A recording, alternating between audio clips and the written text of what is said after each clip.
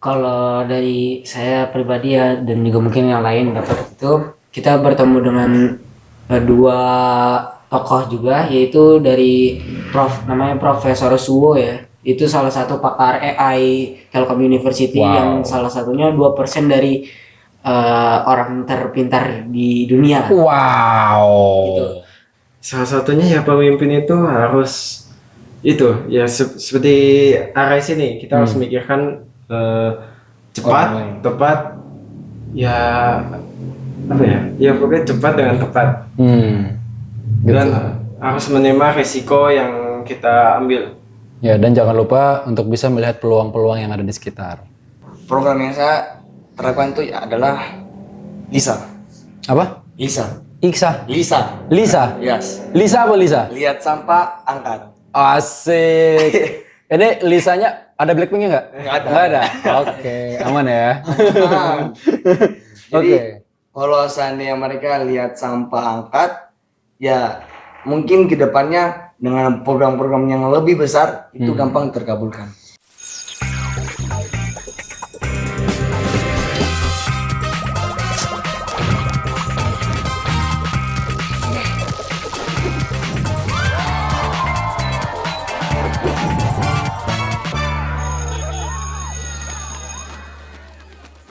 Assalamualaikum warahmatullahi wabarakatuh. Selamat datang kembali di Ruang BK Bicara Kebaikan bareng sama saya Valdo, dan di sebelah kiri dan kanan saya sudah ada siswa-siswa dari Insan Cendekia Magna School. Tepuk tangan buat mereka dong.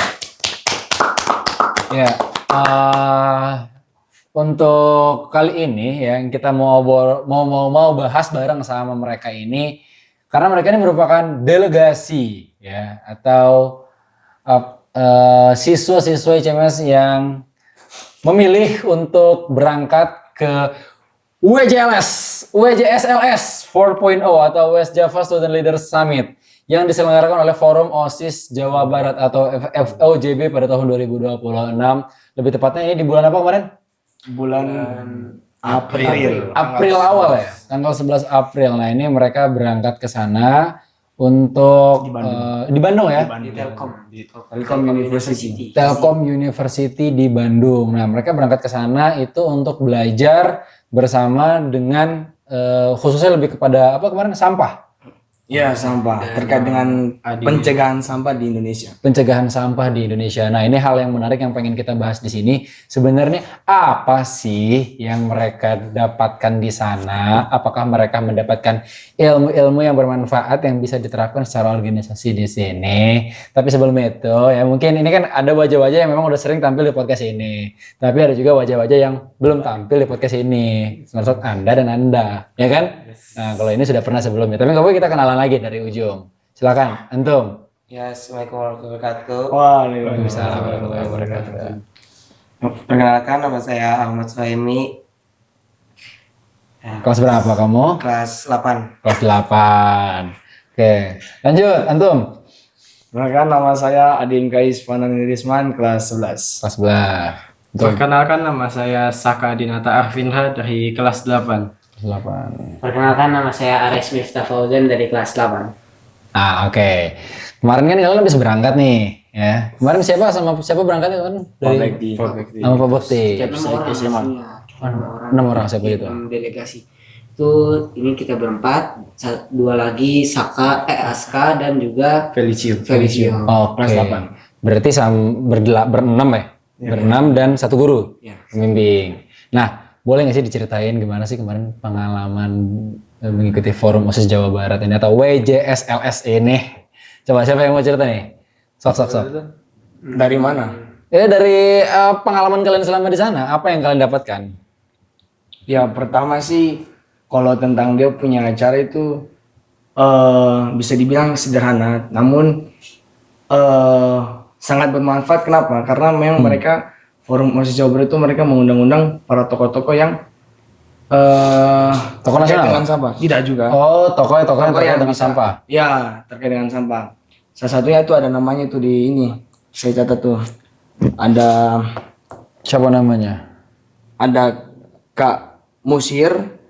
Dia itu yang bank sampah non AI. Kemudian ada Kak Siska. Oh ini. Itu dia yang membersihkan sampah yang ada di Gunung Rinjani, dan Kang Rian itu dia bank sampah secara digital seperti itu. Oh. Materi memang sangat bermanfaat karena kan populasi di Indonesia ini setahu saya tuh sudah bertonton sampah di laut sana. Makanya mereka cara seperti ini untuk menanggulangi sampah-sampah yang ada yang sudah tercemar di laut-laut. Oke, ini kita kalian tuh ketemu sama sekolah-sekolah lain juga? Iya. Se-Jawa Barat? Se-Jawa Barat. Oke, nah kalau kalian sendiri pengalaman apa yang kalian dapetin secara personal? Kalau dari saya pribadi ya, dan juga mungkin yang lain dapat itu, kita bertemu dengan dua tokoh juga, yaitu dari namanya Profesor Suwo ya. Itu salah satu pakar AI Telkom University yang salah satunya 2% dari orang terpintar di dunia. Wow. Gitu. Dia juga bikin buku. Setelah itu yang satu lagi itu tokohnya itu saya lumayan lupa ya namanya. Intinya dia juga dari Kementerian Pendidikan. Itu dia pembuat lagu Anak Indonesia Hebat. Yang membuat senam anak Indonesia Senam hebat. anak Indonesia. Kementerian Pendidikan Jawa Barat kalau tidak salah. Oh gitu. Ketemu sama orang penting ya kalian ya. Iya. Dan di sana kita juga hampir ketemu 3.500 orang di sana. Iya, 3.500 orang di dalam gedung. Ngap tuh, ngap. Sangat. Masih. Kalau kamu apa? Saka? Apa yang kamu dapat? Nah. Ya kayak saya sih. Ya baru pertama kali ikut forum-forum yang gini ya. Saya juga cukup kaget setahu saya forum itu ya lumayan kecil, tidak terlalu banyak. Dan ini ternyata banyak sekali sampai 3.500 orang itu. Ini mah bukan forum tapi forum. Soalnya banyak. Yes. Sampai-sampai kita disuruh bawa tikar untuk Bawa tikar. Karena kan dia sederhana kan, maksudnya sederhana tuh dia nggak disediakan kursi duduknya seperti ini. Oh gitu. Kita melantai di bawah. Oh iya. Saking ramai mungkin. saking ramainya. Udah kayak Coachella ya. Itu dia. Udah kayak konser ya. Nah, kalau kamu Helmi apa yang kamu dapat? Saya sih juga baru pertama kali ikut forum-forum OSIS kayak gini. Terus saya juga bukan OSIS, kaget gitu. Sama orang-orang yang udah ada organisasi-organisasi. Enggak, ini menarik nih. Ini menarik nih. Kenapa ketawa? Ini menarik nih. Apa alasan kalian? Ini kan jelas kan apa yang disenangkan oleh forum OSIS Jawa Barat gitu. Nah, kenapa kalian berdua ikut? Soalnya sih ada pelajaran leadership gitu. Biar kita jadi pemimpin. Dia mau belajar pemimpin. Jadi pemimpin yang baik seperti apa? Belajar sama Kais, sama ini wakilnya juga gitu. Kalau kamu apa? Ya sama sih dengan Hemi supaya Relasi. ya relasinya makin lebih luas, wawasannya juga lebih luas. Ketemu sama orang penting itu kan bisa jadi motivasi juga sebenarnya. Sangat motivasi. Untuk kita kan. Nah, kalau dari kalian sendiri ini kan banyak banget kemarin kegiatan-kegiatan. Ada apa sih sebenarnya kegiatan dilakuin? Itu berapa hari kegiatan? Sehari? Sehari. Sama dari pagi sampai dengan sore. Oke, apa aja yang kegiatannya kemarin? Selama kalian di sana apa aja kegiatannya? Dari pagi itu kita registrasi dari 6:30 ya. Jam 6:30. Oke, registrasi. Jam 7. Registrasi, oke. Termasuk kita disambut tuh oleh tarian-tarian gitu, Asik. dari tarian khas Sunda gitu. Iya. Setelah itu kita masuk disambut oleh MC. MC juga salah satu MC terkenal, dia tuh di usia 16 dia udah bisa menjadi MC, namanya Bianca. Ya, habis itu kita disambut, ada sambutan-sambutan yang tadi dari Profesor Suwon, Kemendikbud dari Jawa Barat. Kemendikbud Jawa Barat. Gitu. Saya tuh ada apa lagi? Ada Seminar. seminar. Ini seminar sampah. Iya, seminar sama tadi. Oke. Terus ada penampilan dari sekolah-sekolah di Bandung, gitu, Oke. di Jawa Barat. Terus akhirnya ditutup dengan konser. Namanya boleh sebenarnya. Nggak apa-apa sebut aja. Nadine Amisa. Aziza dan 11-12. Dia 11. nge-cover lagu gitu. Oh, akhirnya ditutup sama konser. Sebenarnya ini lebih ke ini ya, mungkin ajang kumpul-kumpul santai nggak sih? Jawa Barat ya, betul. Iya kan sih, bukan dalam forum yang formal nggak sih, hitungannya ya? Karena hitungannya lebih pengen membangun relasi aja gitu Nah, karena itu. Jadi nggak terlalu dibangun seformal mungkin gitu kan. Jadi secil mungkin supaya kalian bisa nyaman ikut di sana. Nah, tadi ada seminar nih. Ini kita masuk ke pembahasan tentang seminarnya nih. Boleh. Nih, kita kan sekolah kita kan memang sekarang sedang menuju ke adiwiyata. Ya kan? Ini ada urusannya dengan sampah. Artinya memang ada korelasinya dong. Iya, betul. Apa yang kalian, tadi ada 3 nih, kita bahas satu-satu deh. Nih, tadi ada yang pertama apa tadi? Bank sampah non AI. Bank sampah non AI. Ini apa? Coba mungkin ada yang bisa jelaskan apa yang kalian dapat dari sana? Ya mungkin yang setahu saya ya kurang lebih itu beliau menyampaikan dia bisa mengolah sampah tanpa mencari lingkungan, mencemari lingkungan dengan cara simpel aja yang mungkin sudah ada di sekolah-sekolah lain. Contohnya aja seperti contoh ada kaleng bekas yang mungkin bisa didaur ulang. Sekolah hanya butuh untuk mengepres kaleng bekas dan ditumpuk menjadi satu wadah dan dikirim ke tempat pengolahan atau apa namanya? Apa sih? Tempat nyimpan sampahnya? Nyimpan sampahnya dan diolah menjadi baru lagi gitu. Oh gitu, proses daur ulangnya? Daur ulang maksudnya. Oke. Sempat daur ulang dan sekolah itu pasti sudah mendapatkan uang dari mereka kan. Oh. Nah, uang itu nanti yang kumpul-kumpul sampah itu dia mendapatkan uangnya. Jadi yang dapat sampah ngepres itu, ngepres kalengnya terus ditaruh di tempat disetor sampah, gitu? dia dapat uang. Gitu. Oke, Bank sampah. itu bank sampah. Bentar, tik, boleh lihat kamera nggak tik? Takut ntar fokusnya hilang. Sama baterainya takut kan suka-suka tiba-tiba mati kan. Lo jagain kamera lo ya. Oke, berarti artinya tadi kalau bank sampah non AI ini proses pendaur ulangan sampah konvensional biasa yang sudah sering terjadi. Yes. Cuman bedanya memang ada benefit uang di sana yang benefitnya didapat kayak gitu. Itu sampah apa aja yang bisa diterima? Sampah masyarakat bisa nggak? Nggak bisa ya? Ya nggak? Mulutku terlalu pedas. Nah itu apa tuh berarti tuh? Ya sampah-sampah organik, non organik, apa sampah-sampah yang sifatnya kaleng-kalengan aja? Tergantung sih dari kita membuat yang seperti apa, yang jelas mengurangi polusi sampah. Oh, artinya kalau bisa sampah rumah tangga itu jangan sampai terbuang sia-sia. Ya, harus dimanfaatkan lagi dan kalau bisa sana kita dapatkan uang ya. Oke, dalam proses daur ulang tadi gitu kan. Terus ada tadi apa? Sampah apa yang kedua? AI. Enggak. Apa? Iya, yang kedua sebenarnya enggak sih, yang AI itu nanti yang terakhir. Oh, yang terakhir yang kedua. Yang kedua ini dia membersihkan sampah yang ada di Gunung Rinjani. Wah, Yang awal dia Rinjani mendaki ya? itu tahun 2010-an. sampai Dia sekarang tuh. melihat kotor sehingga dia punya keinginan untuk membersihkan Gunung Rinjani dari atas sampai dengan bawah. Dan itu dia lakukan berapa tahun tuh? 3 tahun kalau tidak salah. 3 tahun. 3 tahun. Oh, luar biasa dia istiqomah sekali. Nah itu apa yang kalian dapat tentang pengalaman dia di Rinjani, pengolahan sampah di alam? Cerita apa yang kalian dapat? Cerita yang saya dapat adalah bagaimana cara biar orang-orang yang mendaki peduli dengan sampah. Oke. Ya minimal itu mengurangi dulu. Mengurangi dulu.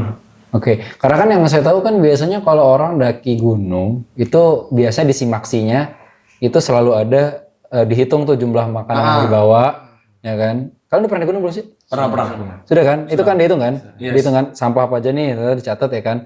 Terus pas turun akan dicek lagi kan sampahnya. Ya kalau kurang bayar. Kalau kurang bayar, kalau enggak denda pohon biasanya bibit biasanya gitu-gitu untuk dikasih ke kebijakan sananya lah. Ya. Nah kalau di Rinjani itu juga harusnya kan menerapkan hal yang sama, ketat, apalagi Rinjani itu kan cukup ketat. Tapi masih banyak sampah di sana hitungannya. Masih banyak kan masih. Kata dia. Oh gitu ya, ini menarik. beliau. Ini menarik ya. Nah kalau dari Rinjani sendiri ada pengolahan khusus nggak? Itu kan di alam tuh. Cerita weh. Oke, kita lanjut. Nah, kalau yang terakhir apa?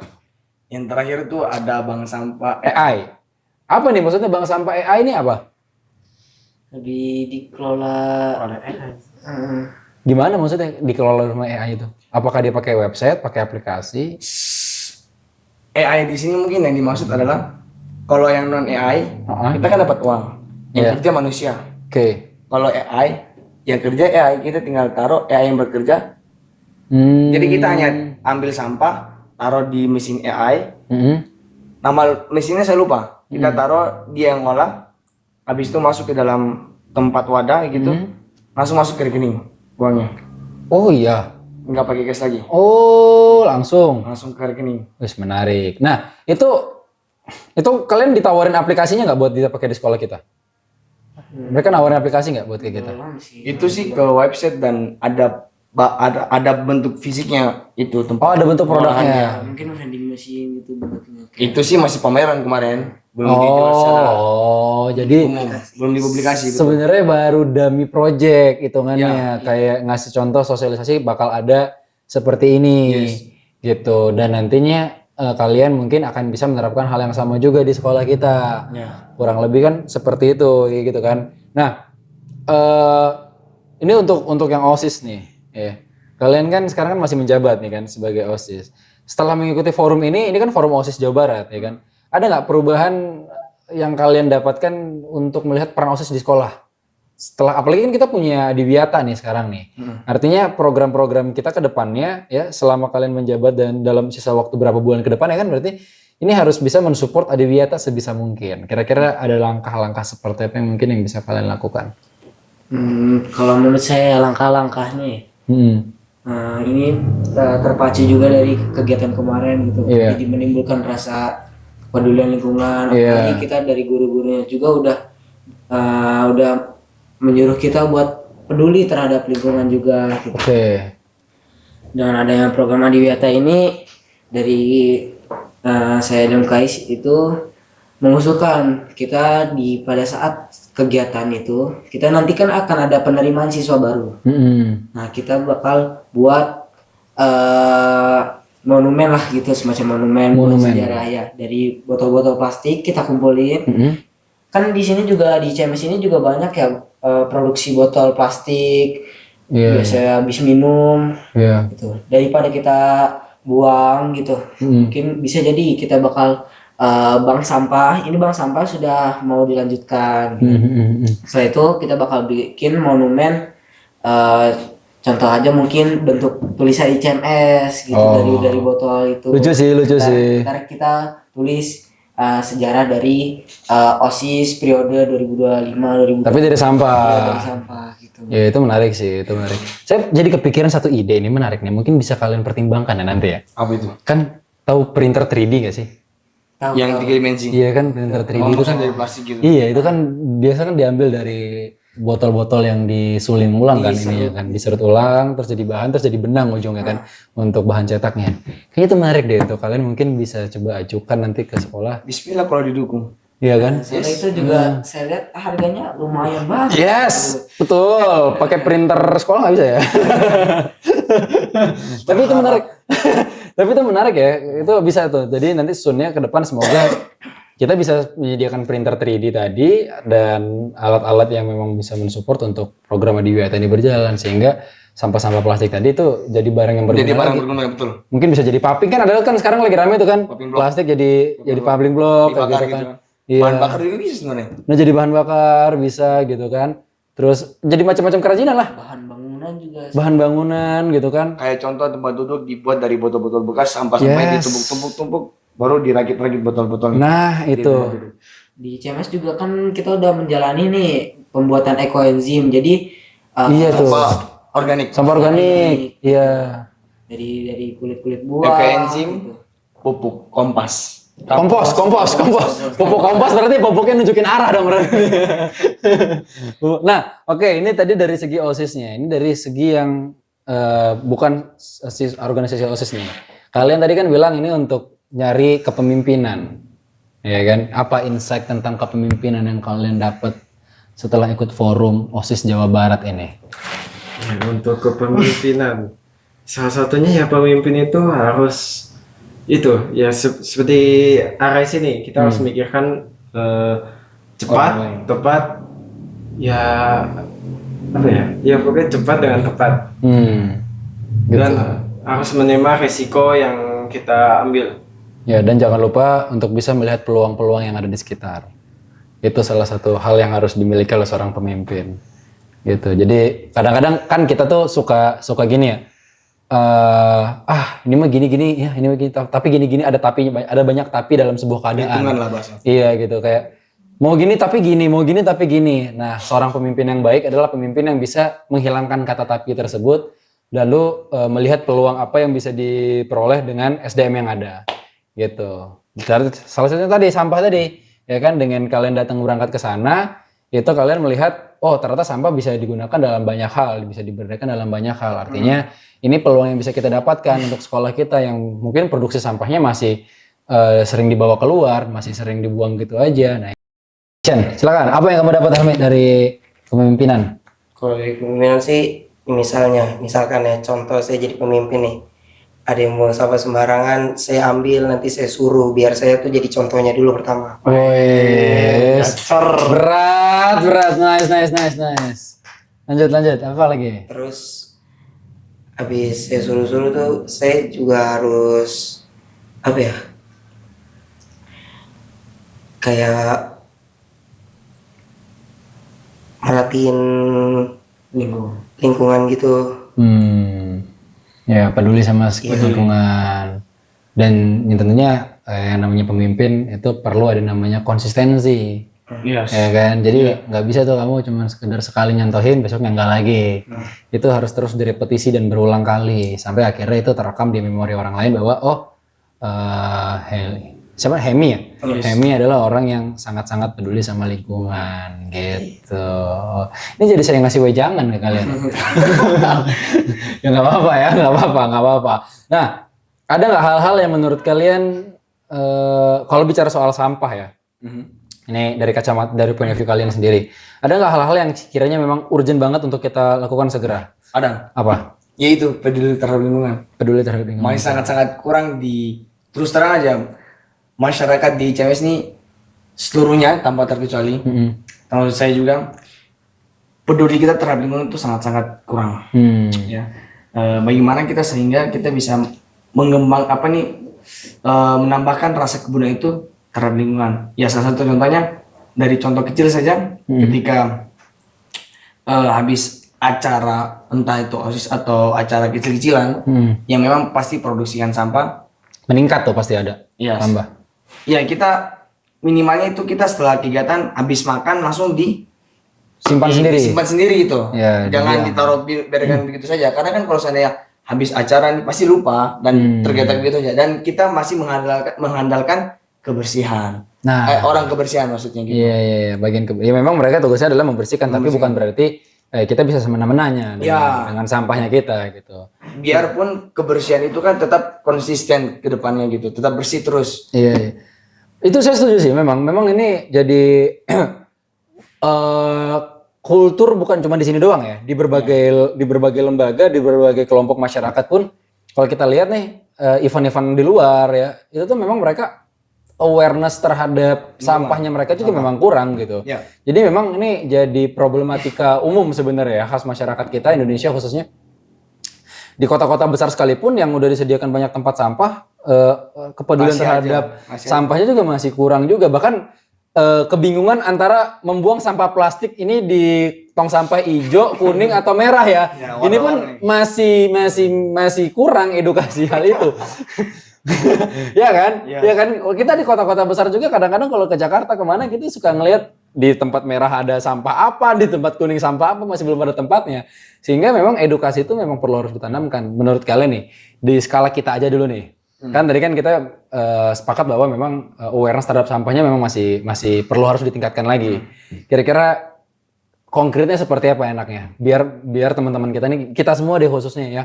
Entah itu dari sivitas, dari pengajar, guru, teman-teman semua gitu kan, sampai di level-level teman-teman di kebersihan itu semua punya kepedulian terhadap sampah. Apa kira-kira menurut kalian yang bisa kita terapkan? Program seperti apa tuh kira-kira yang nice buat mereka? Buat kita semua deh. Kalau saya ya, mungkin ini bisa jadi ide OSIS untuk tahun depan. By the way sih kalau saya nih, kalau mau lihat secara umum aja dan skala kecil di CMS saja, program yang saya terapkan itu adalah LISA. Apa? LISA. Lisa. Yes. Lisa apa Lisa? Lihat sampah, angkat. Asik. Ini Lisanya ada Blackpink-nya nggak? Nggak ada. Nggak ada. Oke, aman ya. Jadi Kalau seandainya mereka lihat sampah angkat, ya mungkin kedepannya dengan program-program yang lebih besar itu gampang terkabulkan. Walaupun itu bukan sampahnya dia. Walaupun itu bukan sama dia, ya itu dia. Peduli kan. Oh iya, intinya adalah ada sampah di jalan, bukan sampah siapa nih, udah angkat. aja. Udah nggak ada lagi tunjuk-tunjukan gitu ya kayak, Bukan sama gua, ini supaya gitu. Iya. Nah itu bagus. Itu bagus untuk bisa jadi program unggulan di organisasi OSIS ya, yang mengedukasi teman-teman semua gitu kan. Apalagi kayak kalau misalnya lagi ada hari Minggu biasanya kan suka banyak yang pesan-pesan makanan online. ya, hari Kamis juga pas puasa. Pas puasa. Izin. Saya melihatnya langsung. Ya kan. Jadi ya masih wajar-wajar untuk harus menegur lah sebenarnya. Iya. Ya kan. Itu bagus. Ada lagi ide lain mungkin dari kalian? Selain Lisa, mungkin ada Yono, ada nggak Yono? Singkatan Yono nggak ada.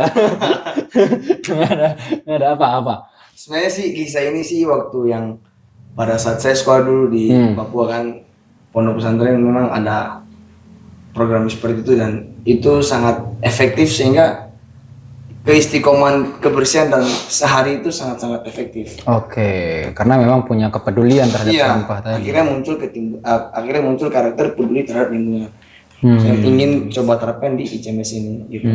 Iya. Nah, tadi kan ada sampah organik juga ya, kayak yang dibuat ekoenzim. Kalian pernah terlibat nggak dalam pembuatan ekoenzim? Pernah. Gimana pengalaman kalian tentang ekoenzim itu? Sebenarnya buat pembuatannya mudah, cuma dalam waktu lama ya. Waktunya lama, itu bisa sampai 3 bulan, 4 bulan, karena kita juga melihat dari kadar asam atau pH gitu. Kita sering kali ngecek tiap hari. Dan sekarang juga udah dimulai tuh, kita setiap makan siang kita kan bareng nih, kita bareng makan. Setelah makan kita dikasih buah-buahan, kita taruh di tempat situ.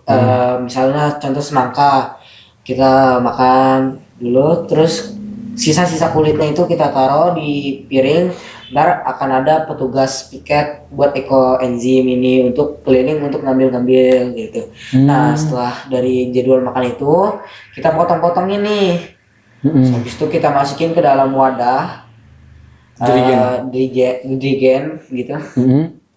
Habis itu kita tutup, dan itu juga ada perhitungannya juga. Jadi bukan asal naruh aja. Masukin der gitu, meledak. Jadi dihitung kulitnya ada berapa gram, airnya berapa liter, nggak sampai 1 liter sih kayaknya. Nggak sampai kan?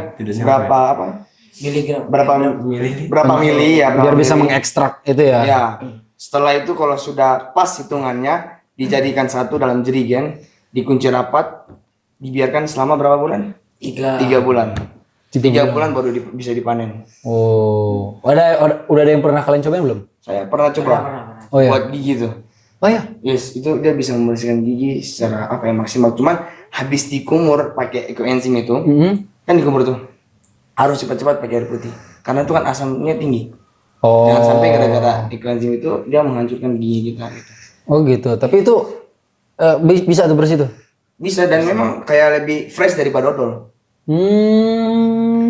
Terus juga bisa buat pengobatan gitu. Luka-luka, contoh luka-luka kecil itu bisa dibersihin pakai kanker. bisa dalam itu. Nanya aja. Ya maksudnya. Itu maksudnya ya ini alami. Obat-obatan kan kimia. Iya. Oh, tadi kayak luka-luka mungkin bisa kali ya disembuhin kali ya. Luka-luka ringan ya. Sih kayak percobaan dulu kan. Ya jangan juga diseriusin juga. Enggak, ini kayak luka-luka kan itu kan dia ini ya, si enzim itu kan ada zat-zat tertentu mungkin yang bisa juga. Nah, selain tadi itu buat mulut, buat apa lagi? Sampo, sabun, muka. Bisa. Kemarin tuh saya ngobrol sama Pak Yudi itu kemarin. Pak Yudi, iya, kepala sekolah SMP itu dibawain tuh sampel dalam bentuk buat sampo. Iya. Jadi sebagai pencair gitu. Dan aromanya jadi enak. Jadi kayak Iya, pernah nyoba? kalau ada sih ya, yang kemasin tuh kan gitu. Ya pernah.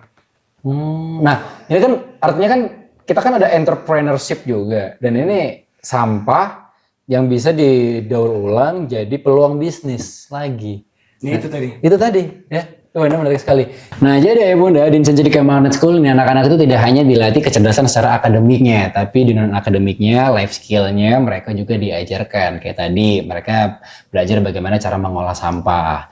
Terus mereka juga diajarkan bagaimana caranya memanfaatkan sampah tersebut bukan hanya untuk kebutuhan sehari-hari, tapi untuk finansial juga, ekonomi juga. Artinya selain program pengolahan sampah yang baik, disupport juga dengan program entrepreneurship di sini. Nah, yang mana anak-anak itu ditanamkan global mindset tentang membangun sebuah bisnis untuk melihat peluang-peluang yang ada.